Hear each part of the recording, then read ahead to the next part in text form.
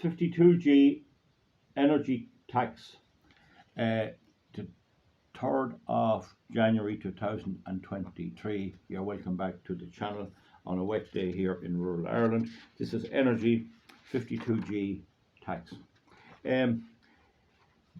All energy is taxed in Ireland. Electricity is taxed with VAT, but fuel is taxed. And it used to be that you could buy rebated diesel and heating oil without a tax. They put a carbon tax on it to make us cold and to gather money and to virtue signal to the EU. And people are paying it. They seem to be happy enough for now to pay it. I'm not happy to pay it at all. But there was a bit of relief given. It was so hard on people that they had to give a bit of relief, and they had to borrow or beg or steal or whatever way they get money from somewhere to give us the relief on the tax. And we got a rebate of our electricity and all that sort of stuff. Now, the corporate rate of tax in Ireland used to be 12.5%. Charlie McCreevy years ago brought it out at 12.5%. That was done away with because the EU harmonised the tax, and it's now 15% across a minimal across the EU, and many member states have it down to 15%, and 15% is becoming fairly universal. Now, one of the other things, the US tried to force companies that had their basic earning activities, their basic commercial activities in the United States to pay tax in the United States. But one of the problems they encountered was a lot of the work that these companies do is in China. They're doing it in China. And they may have been as well off collecting a bit of tax in Ireland as they were in China. But that was a problem. So I don't know how that's going, if anyone knows.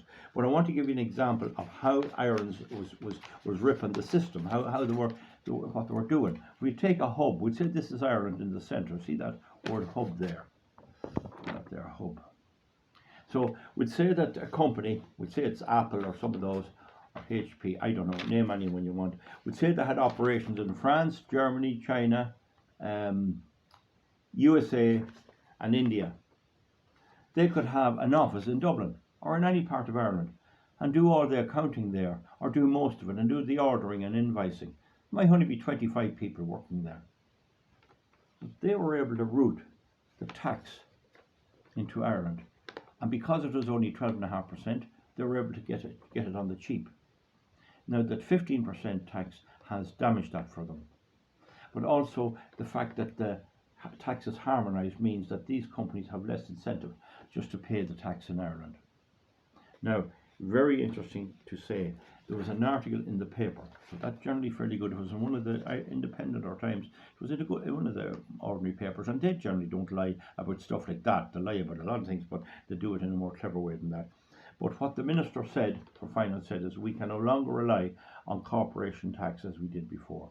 And he was referring to corporation tax from abroad, from foreign companies and foreign direct investment. Now, that period of foreign direct investment in Ireland does appear to be drawing to an end, and a number of people I speak to who are well informed in this say, yeah, it's drawing to an end.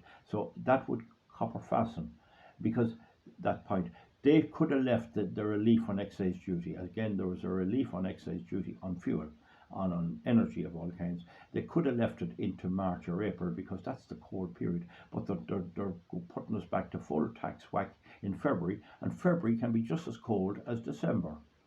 And the reason must be that the money must be getting tight. Don't forget they've borrowed 250 billion euros in Ireland, and there has to be some concerns about that. I mean, they've been throwing money around them all over the place, and we have a very woke cultural Marxist government.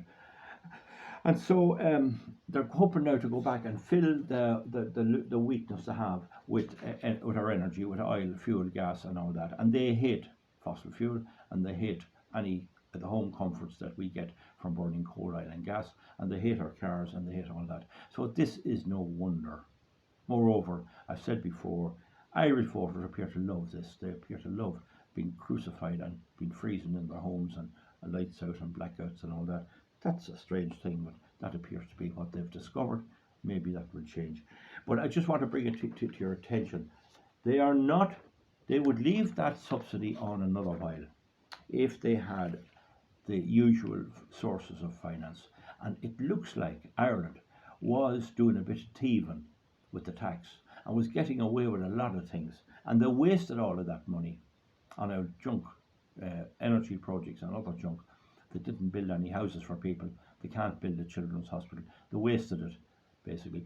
But it looks like that's drawing to an end, and that the only condition the Irish people can ever expect is times of plenty, when it's the money and the benefit is thrown away to others, or dumped, or wasted, or times of scarcity when they'll be asked to carry the load.